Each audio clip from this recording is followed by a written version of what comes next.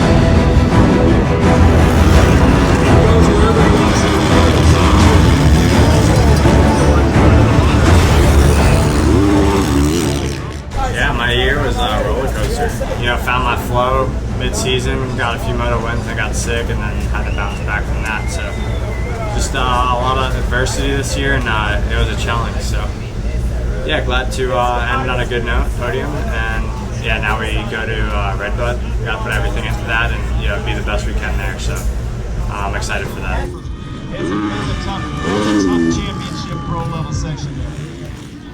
Perfect end of season. My goal for the day, my first thought was wanted to go execute the first moto and get that first win. Like that was my main goal, and then worry about Moto 2 after the fact, and I was able to accomplish that. So that was a big deal for me. And then Moto 2 definitely didn't go down without a little bit of drama. I was more shuffled back on the start than where I wanted to be, and had some fast guys in front of me, chasing up, making a mistake. So that made things a little bit easier, but ended up passing Anderson, and the heat was a test. This was our first really hot race of the year. It was over 100 degrees, so like there was nothing easy about today. Unbelievable year. It's very special for us to get both championships. It's the best season I've had, period.